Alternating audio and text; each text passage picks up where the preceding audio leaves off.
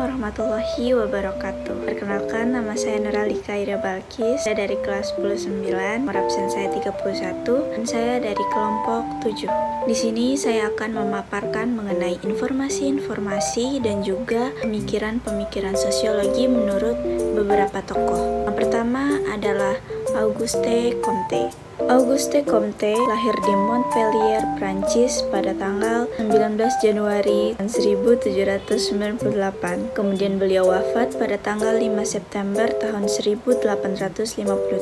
Auguste Comte merupakan seorang filsuf Prancis yang dikenal karena memperkenalkan bidang ilmu sosiologi serta aliran positivisme. Melalui prinsip positivisme, Comte membangun dasar yang digunakan oleh akademisi saat ini, yaitu pengaplikasian metode ilmiah dalam ilmu sosial sebagai sarana dalam memperoleh kebenaran.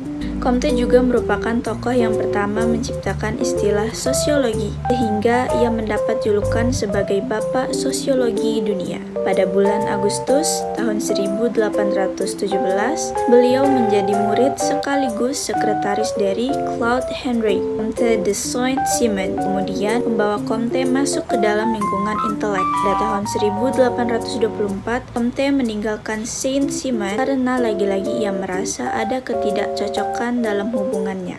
Saat itu, Comte mengetahui apa yang ia harus lakukan selanjutnya, meneliti tentang filosofi positivisme. Rencananya ini kemudian dipublikasikan dengan nama yang bila diartikan ke bahasa Indonesia yaitu Rencana Studi Ilmiah untuk Pengaturan Kembali Masyarakat 1822.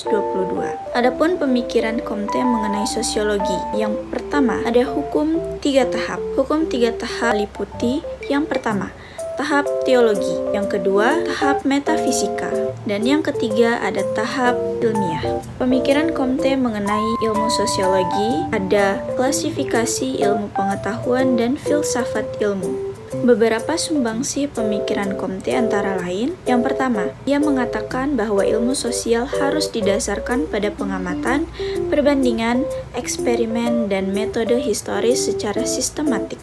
Yang kedua, ia menyumbangkan pemikiran yang mendorong perkembangan sosiologi yang dikenal dengan hukum kemajuan manusia atau hukum 3 jenjang. Ia mengatakan bahwa dalam menjelaskan gejala alam dan gejala sosial, manusia akan melewati 3 jenjang berikut ini: jenjang teologi, jenjang metafisika, jenjang positif. Kemudian, pernyataan Comte yang ketiga adalah ia mengatakan bahwa sosiologi merupakan ratu ilmu-ilmu sosial dan menempati peringkat teratas dalam hierarki ilmu-ilmu sosial. Terakhir adalah ia membagi sosiologi ke dalam 2 bagian besar, yaitu statika sosial, social statics, dinamika sosial, social dynamics. Tokoh yang kedua adalah Surjono Sukanto.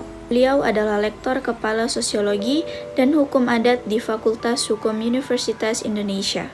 Surjono Sukanto pernah menjadi kepala bagian kurikulum Lembaga Pertahanan Nasional pada tahun 1965 hingga 1969. Beliau juga pernah menjadi pembantu dekan bidang administrasi pendidikan Fakultas Ilmu-Ilmu Sosial Universitas Indonesia pada tahun 1970 hingga tahun 1973 dan pembantu dekan bidang penelitian dan pengabdian masyarakat Fakultas Hukum Universitas Indonesia tahun 1978. Berikut adalah pemikiran Surjono Sukanto mengenai sosiologi. Pengertian sosiologi menurut Surjono Sukanto adalah sosiologi merupakan ilmu sosial yang kategoris, murni, abstrak, dan berusaha mencari pengertian umum, rasional, empiris, serta bersifat umum. Menurut Surjono Sukanto, sosiologi merupakan ilmu tentang gejala-gejala kemasyarakatan yang timbul oleh tindakan-tindakan manusia yang terjadi berulang-ulang dalam suatu pola tertentu. Berikut adalah 8 aspek esensial yang perlu dipertimbangkan. Yang pertama, ilmu masyarakat. Yang kedua, tindakan sosial. Yang ketiga, pola berulang. Yang keempat, gejala kemasyarakatan. Yang kelima, interaksi individu. Yang keenam, perilaku kelompok. Yang ketujuh, masalah sosial. Dan yang terakhir, perubahan sosial. Baiklah, sekian informasi-informasi dan pemikiran ilmu sosiologi menurut kedua tokoh, yaitu Auguste Comte dan juga Surjono Sukanto menurut informasi yang saya dapatkan. Sekian dari saya, mohon maaf bila ada kesalahan. Bila taufiq wal hidayah, wassalamualaikum warahmatullahi wabarakatuh. Assalamualaikum warahmatullahi warahmatullahi wabarakatuh. Kali ini saya akan menjelaskan tokoh Selo Soemarjan mengenai informasi dan pemikirannya tentang sosiologi. Selo Soemarjan adalah pakar sosiologi asal Yogyakarta yang dijuluki sebagai Bapak Sosiologi Indonesia. Sebagai seorang ilmuwan, ia banyak melakukan penelitian di beberapa daerah di Indonesia dan melahirkan beberapa karya di bidang sosiologi. Selo Soemarjan juga merupakan pendiri sekaligus dekan pertama Fakultas Ilmu Pengetahuan Kemasyarakatan Universitas Indonesia. Selama hidupnya, ia juga beberapa kali tercatat menduduki jabatan di pemerintahan, salah satunya sebagai staf ahli Presiden Soeharto. Atas jasa-jasanya, Selo Soemarjan mendapatkan beberapa penghargaan termasuk antaranya Bintang Mahaputra Utama dari pemerintah dan gelar ilmuwan utama sosiologi. Selo Soemarjan yang dijuluki sebagai Bapak Sosiologi Indonesia memiliki beberapa pemikiran tentang sosiologi sebagai berikut. Yang pertama yaitu perubahan sosial. Selo Soemarjan berpendapat bahwa perubahan sosial adalah perubahan pada lembaga-lembaga kemasyarakatan yang mempengaruhi sistem sosial masyarakat, termasuk nilai-nilai, sikap, pola, dan perilaku di antara kelompok-kelompok masyarakat. Perubahan sosial dapat dibagi menjadi 3 jenis, yaitu perubahan alamiah, perubahan yang tergantung pada kehendak pribadi, dan perubahan yang direncanakan. Yang kedua yaitu struktur sosial. Selo Soemarjan berpendapat bahwa struktur sosial adalah keseluruhan jalinan antara unsur sosial seperti norma yang menjadi aturan umum dalam masyarakat. Yang ketiga ada proses sosial. Selo Soemarjan berpendapat bahwa proses sosial adalah pengaruh timbal balik dalam kehidupan sosial. Yang keempat yaitu integrasi sosial. Selo Soemarjan melakukan studi mengenai integrasi sosial. Yang kelima ada sistem pemerintahan Indonesia. Selo Soemarjan melakukan studi mengenai sistem pemerintahan Indonesia. Selo Soemarjan juga menggunakan teori fungsionalisme Parsonian untuk membantu pemerintah dalam agenda pembangunan. Mungkin ini saja yang bisa saya sampaikan, kurang lebihnya mohon dimaafkan. Wabillahi taufiq wal hidayah. Wassalamualaikum warahmatullahi wabarakatuh. Assalamualaikum warahmatullahi wabarakatuh. Perkenalkan, nama saya Zratu Hasna Zahra, absen 35 dari kelas 10-9. Pada kesempatan kali ini saya akan menyampaikan informasi tentang David Emile Durkheim dan pemikirannya tentang sosiologi. David Emile Durkheim lahir di Epinal, Prancis pada 15 April 1858 dan wafat pada 15 November 1917. Durkheim dikenal sebagai salah satu pendiri utama sosiologi modern dan pencetus pendekatan ilmiah dalam studi masyarakat. Ia memengaruhi banyak bidang termasuk antropologi, pendidikan, agama, dan hukum. Karya-karyanya terus menjadi dasar penting dalam pemahaman tentang masyarakat dan berbagai fenomena sosial.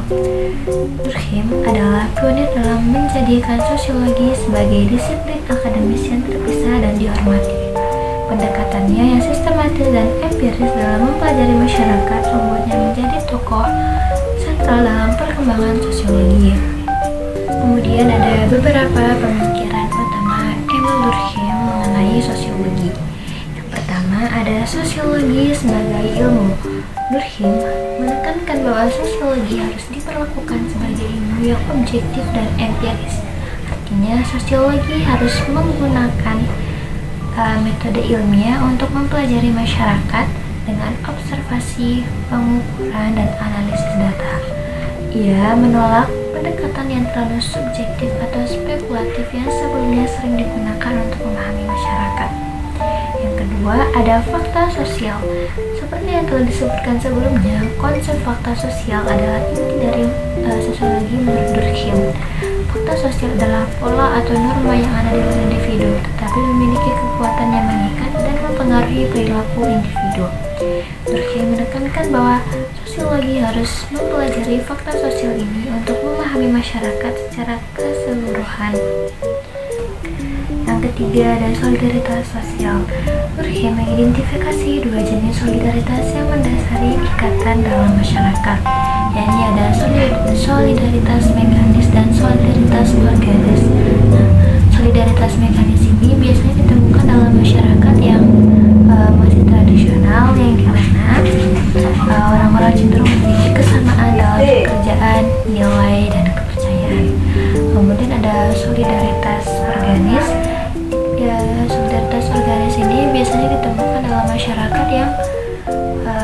modern, di mana orang-orang memiliki peran yang berbeda dan terspesialis. Yang keempat ada moralitas dan anomie. Durkheim sangat tertarik pada peran moralitas dalam menjaga keteraturan sosial. Ia percaya bahwa nilai-nilai dan norma-norma adalah perekat yang menjaga masyarakat tetap kohesif. Namun, dalam kondisi perubahan sosial yang cepat seperti yang terjadi selama revolusi industri, Durkheim mencatat bahwa anomie atau keadaan tanpa norma atau kebingungan normatif bisa terjadi di mana individu merasa kehilangan arah dan nilai yang dapat menyebabkan disintegrasi sosial. Yang kelima ada pembagian kerja dalam masyarakat. Dalam bukunya yang berjudul The Division of Labor in Society, Durkheim menjelaskan bagaimana pembagian kerja menjadi ciri khas masyarakat modern. Menurutnya, pembagian kerja bukan hanya fenomena ekonomi, tetapi juga memiliki implikasi sosial yang dalam, karena menciptakan ketergantungan antara individu dan kelompok yang berbeda dalam masyarakat, yang kemudian membentuk solidaritas organis. Dan yang terakhir adalah metode sosiologi. Durkheim menekankan pentingnya menggunakan metode yang sistematis dan empiris dalam sosiologi.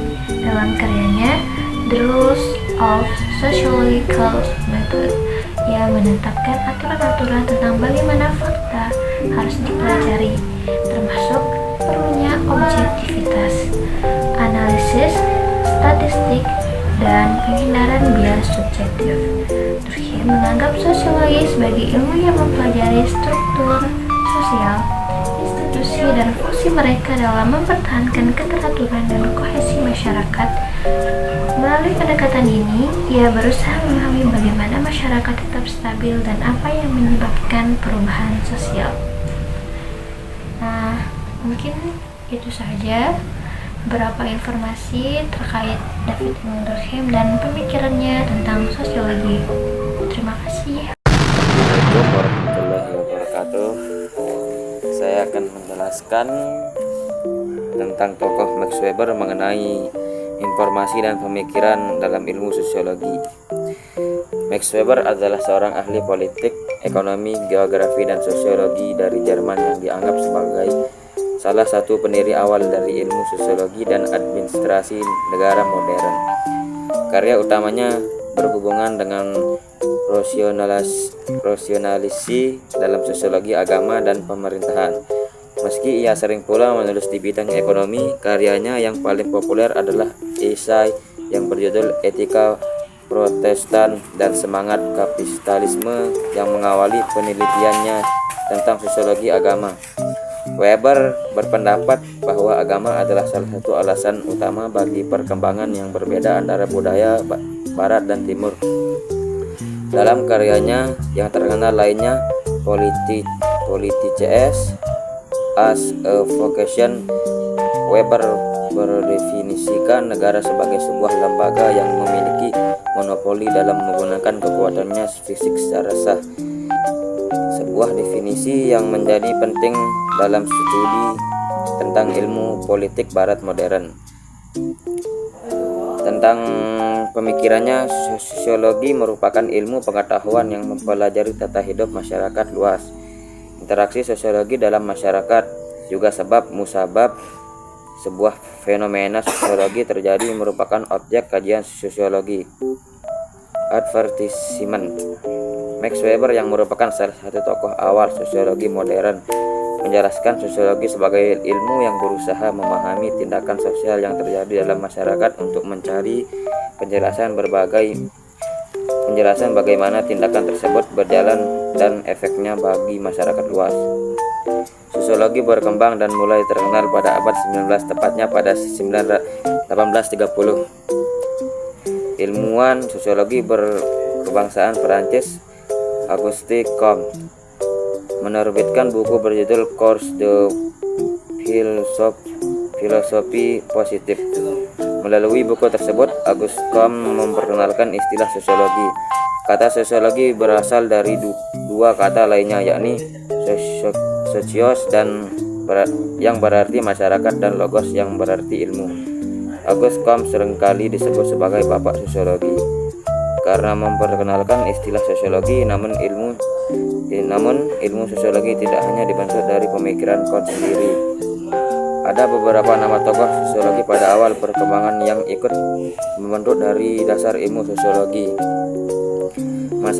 Misalnya Herb Spence, Karl Marx, Emil Durkheim, dan Max Weber. Tokoh-tokoh sosiologi ini yang sering disebut sebagai peletak dasar ilmu sosiologi. Mungkin itu saja tentang ilmu sosiologi dari saya. Sekian, assalamualaikum warahmatullahi wabarakatuh.